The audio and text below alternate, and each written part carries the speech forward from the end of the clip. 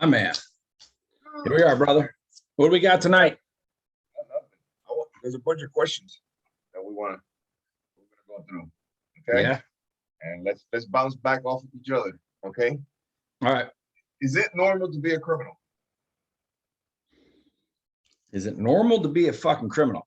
Let's see. Oh, this is from Michael. This is Mike. What is this off of Mafia States of America, right? Yeah, episode 6.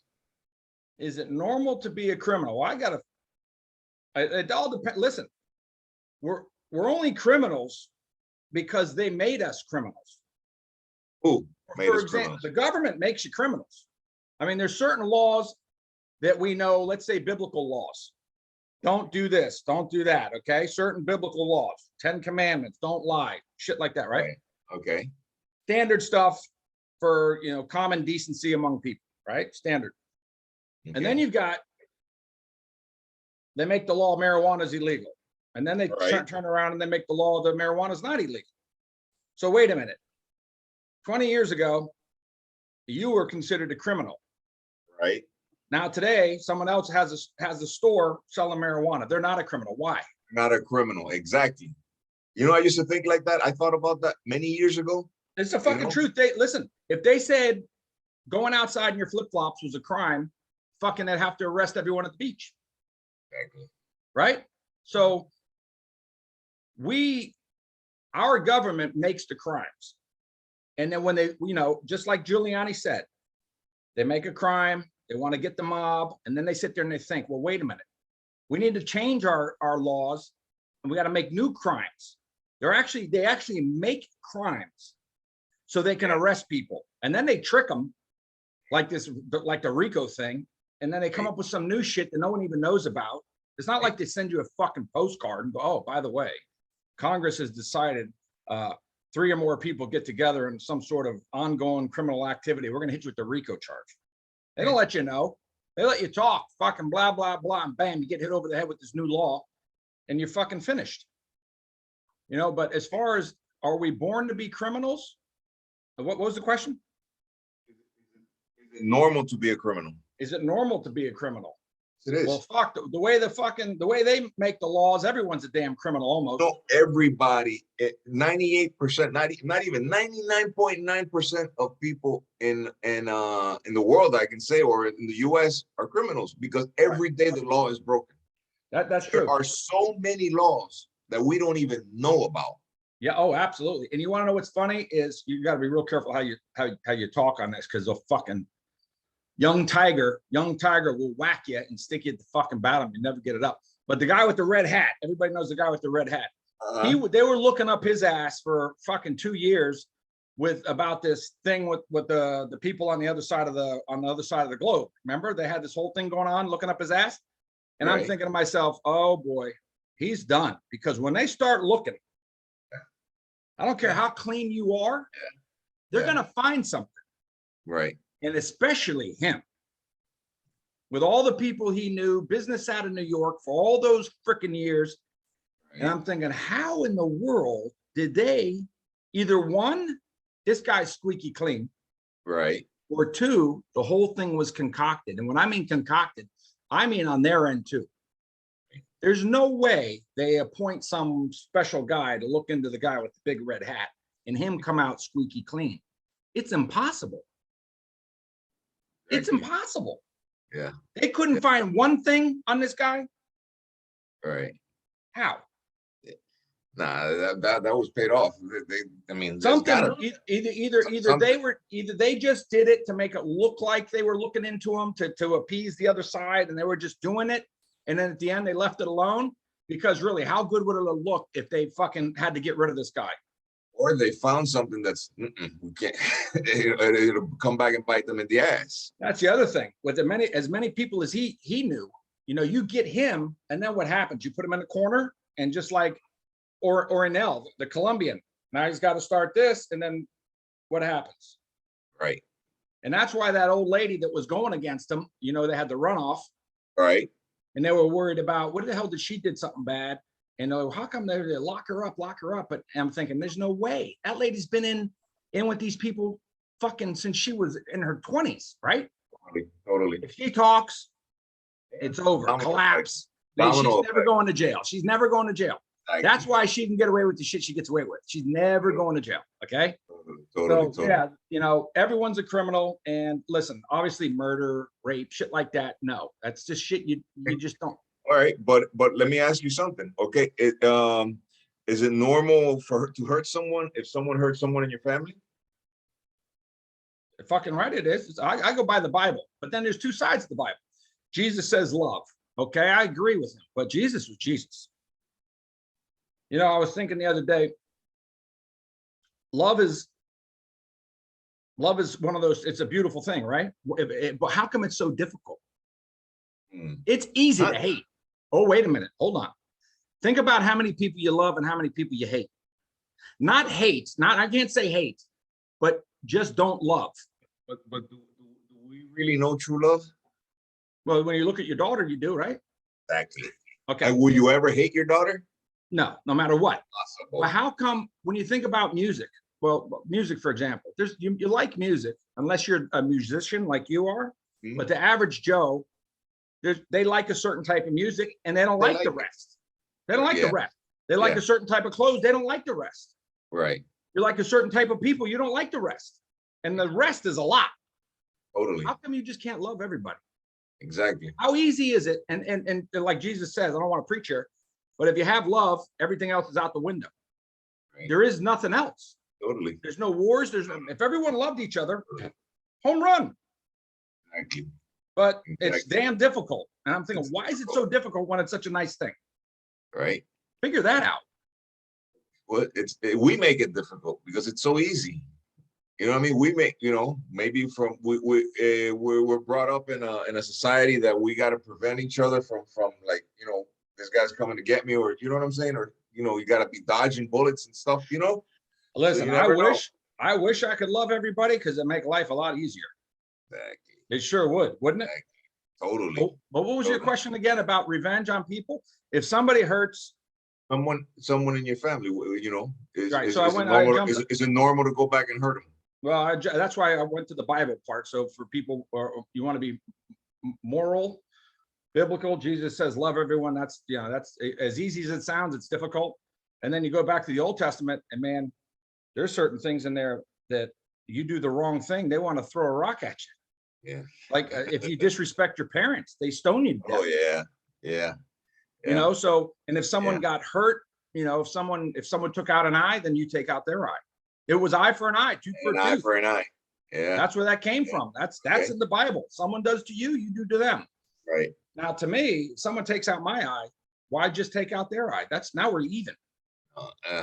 Hold on, you need to be punished on top of what you did. I want both your eyeballs. I want you touch me, I'm gonna crush you. That's right. That's it. Finished. That's it. So going in that avenue, more or less. You know what I'm saying? And in the life, the way that I see that the Italians say it, in the life. You know what I mean? Or in the life, whether it's mob, whether it's the cartel, whether it's whatever. You know what I'm saying? These organizations and these style of lives bring out things in you that if you would lead a normal life, say normal, you would never expect that it would come out of you. No, it's like here, I got a good one for this. This is gonna be a little weird, but my brain works weird. It's like saying a guy goes to prison and he gets 50 years. And then while you're brushing your teeth, right? And let's say you're in a low, you're brushing your teeth and you look under the stall and you see 4 feet under there. There's only supposed to be 2 in the toilet stall, right? You know what they're doing. Well, a lot of people say, well, he went to prison, he got 50 years. No, listen, I don't care if you get 50,000 years. Either you're that way or you're not. You're not. Totally. You're not. Okay. So going to prison doesn't make you become gay. Either you are or you're not, or you're both ways, one or the other. As far as being in the organization didn't do that to you. You just found something that fits you. Yeah. That's the way you are. Without an organization, I would have, listen, someone did this, I'd do that. That's the way we think. We just found the organization. What happens is you get a bunch of people like us and we get together. It's that type of person. And we're just that way. You don't need to be, it's not the organization that does it, it's us, and we just ended up being a part of a group. But yeah, but I'm saying if we weren't in an organization and we would lead a normal life, certain things would happen. Like for instance, the barbed wire. You know what I'm saying? Yeah, certain things like that wouldn't happen because it wouldn't be because if it would be a normal person, he'd probably go to the police, file a report, da, da, da, da, you know what I'm saying? Da, da, da, da. Right. No, you know what I mean? He took it upon himself to, you know, understandable, but it's something that what he belonged to brought it into his mind, and I'm gonna take care of this myself. Right, but even some of the guys in, we'll say the same exact scenario happened to someone different in a cartel. That guy you had, he was a special case. Yeah. Not everybody would have done that. No. So it wasn't the organization. That's like guys like Tony Plate, Roy DeMeo. Right. These guys were sick. Right. And they actually enjoyed the killing. Okay. They actually enjoyed it. The guy you're talking about probably enjoyed it too.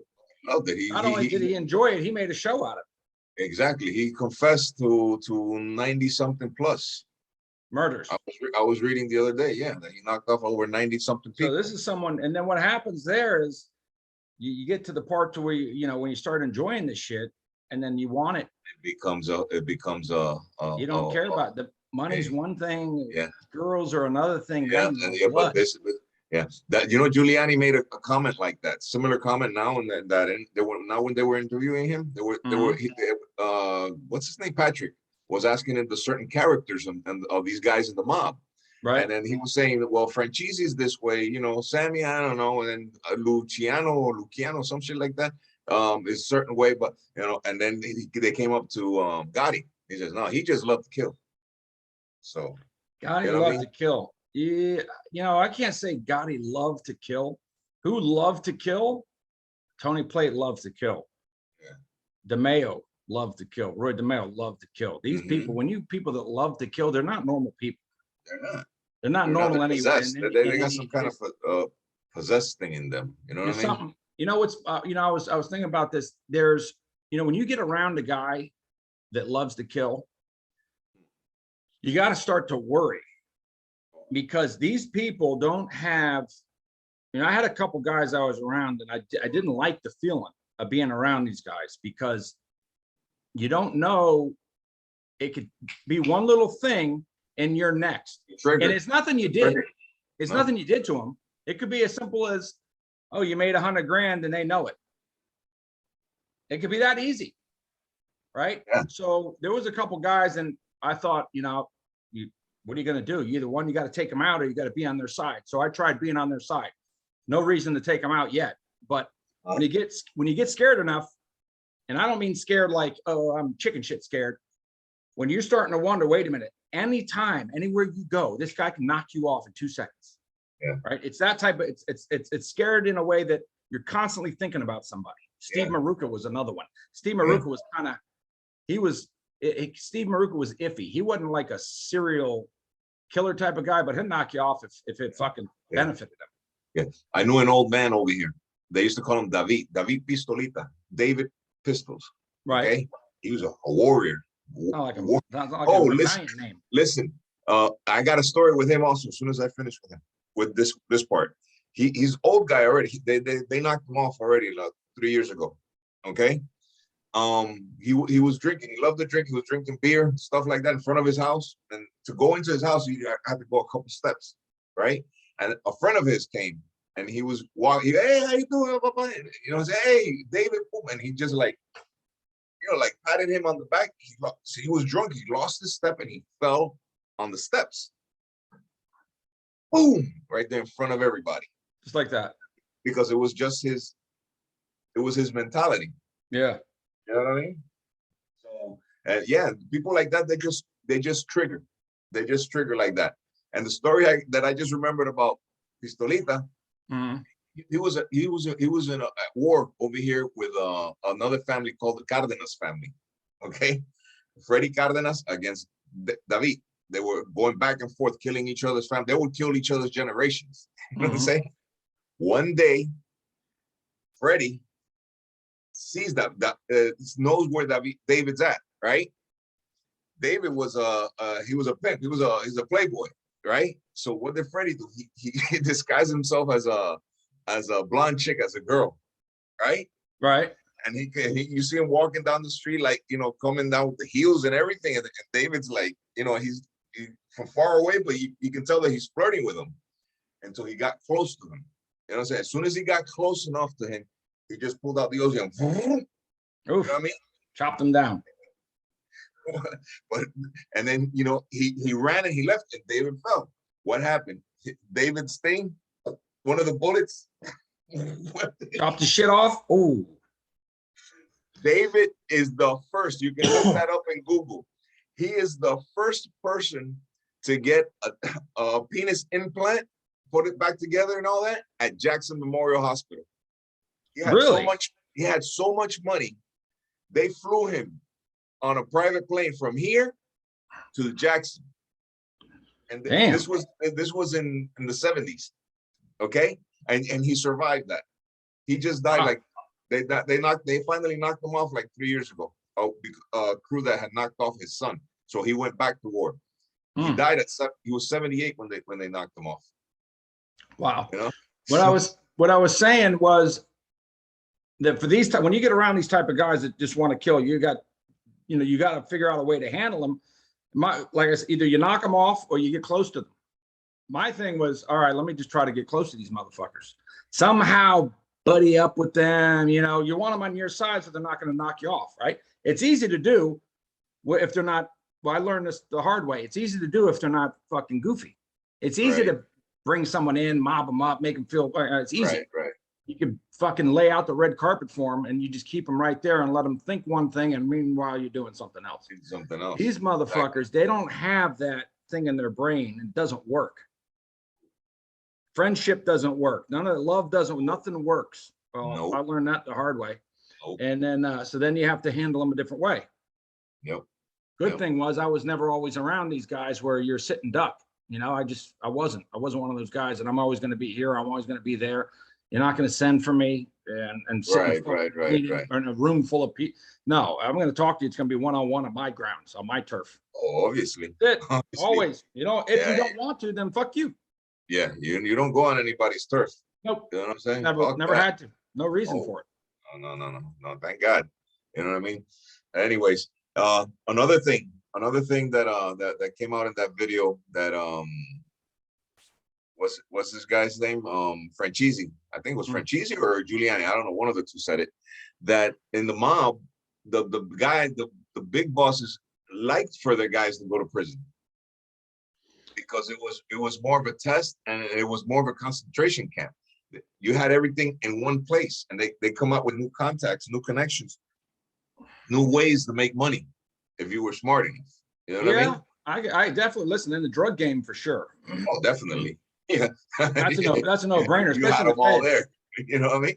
Especially in the feds. You got guys over here in the States that are maybe, they can sell 1,000 keys if it gets here, but they don't have the guy to fly it in. They don't have to fly it in, and then you go over there. You go to fucking prison and you meet a bunch of pilots. Exactly. Well, so back in the day, you could trust them. And the word in the street was, nah, that guy's good. He just did so much time. He's out. You know what I mean? Yeah. He's out already. Now it's like, shit, be careful. Everything just turned around. You just get out of prison. A lot of people are like, because you don't know if they cooperated or not. Yeah. And he's right. These guys that go to prison, the crews, they want, you gotta go. You gotta go. Yeah. They want to see you at least do some sort of time, a little bit, to see what happens when the cuffs go on you. Totally. I remember when I got caught when I was a kid. My dad wanted me to go to prison. I could tell. He didn't. No, I don't say he wanted me to. Hold on, I don't say he wanted me to go. I can't say that, but he was proud.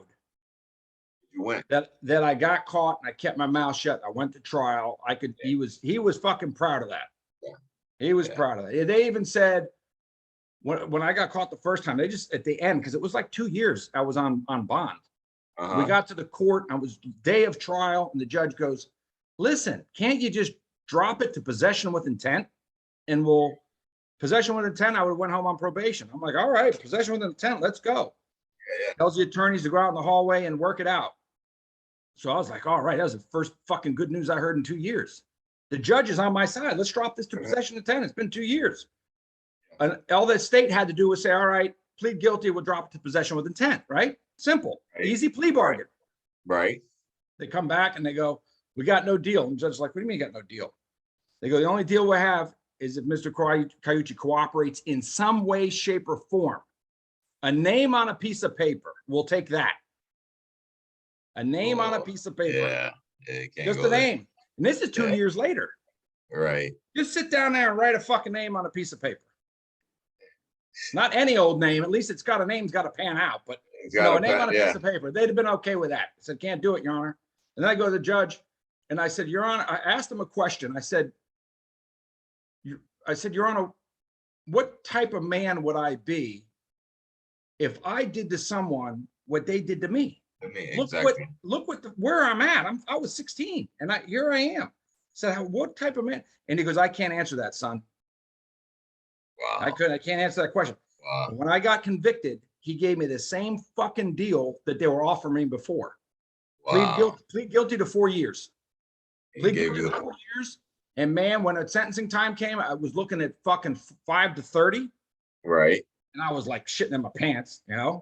And he goes, the state tells my attorney, right? We're going to crucify him. This is the day of sentencing. And of course, my attorney had to tell me that. I don't know why. But fucking leave that to yourself, motherfucker. Yeah, exactly. You don't need to know that. You know, I don't need to fucking pass out over here. We're going to crucify me. So they're over there arguing, blah, blah, blah, blah, and then lo and behold, the fucking cops never made it to show him to the cops were on their way to come fucking testify.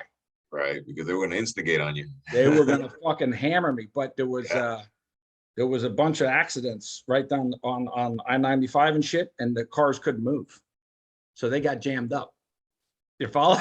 They got jammed up. They couldn't make it, and the fucking prosecutor's like, "Hey, wait a minute." Judge's like, "Let's get going. Come on, come on."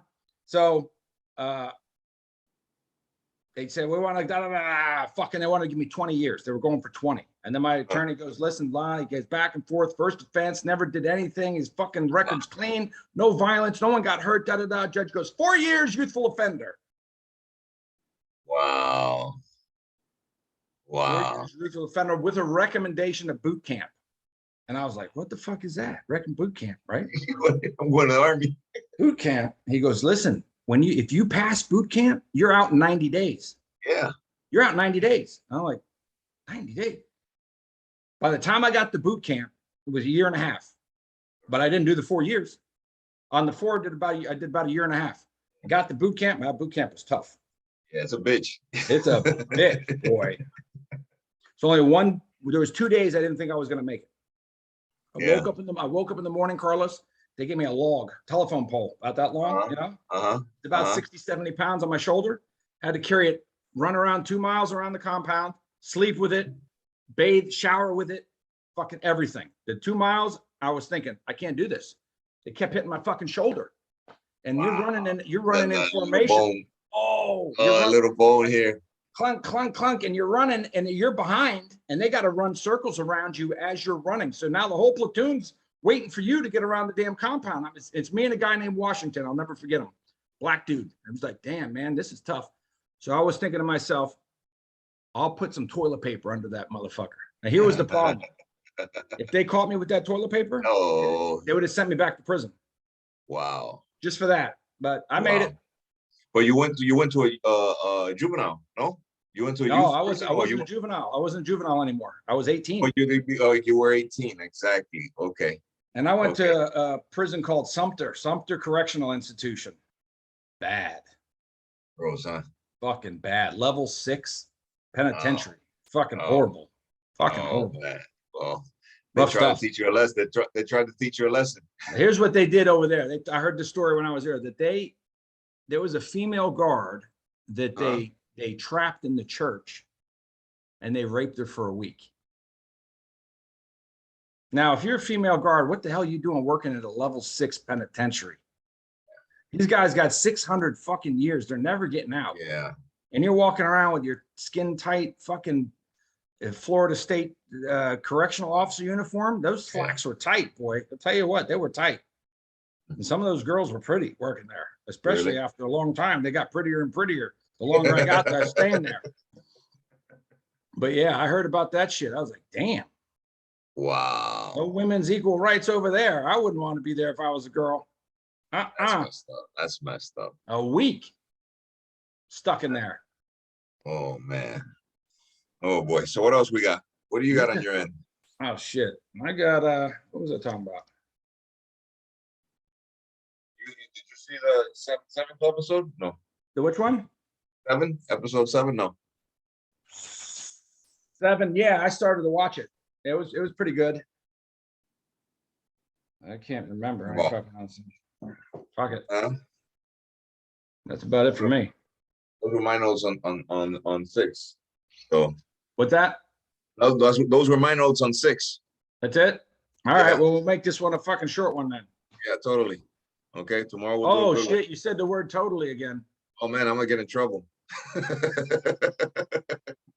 The trip, guys, the trip. Oh, the trip. Tell them about the trip. Yeah. We're full on the second. We're full. We're full. Right? We can't do anymore. We're full on the first trip. We're still waiting, confirmations on the second one, the April 13th through the 18th. Okay. And guys, on the first trip, I need copies of your passports for the hotel. They're asking me for it. I sent one to you. Did you get it? You send me the flight schedule. You can send me the passport. Yeah, you just sent it to me, I think. So I'll forward it over to you. Okay. All right, kid. All right, big dog. See you later. I'll catch you tomorrow. All right. All right, buddy. All right. Bye-bye.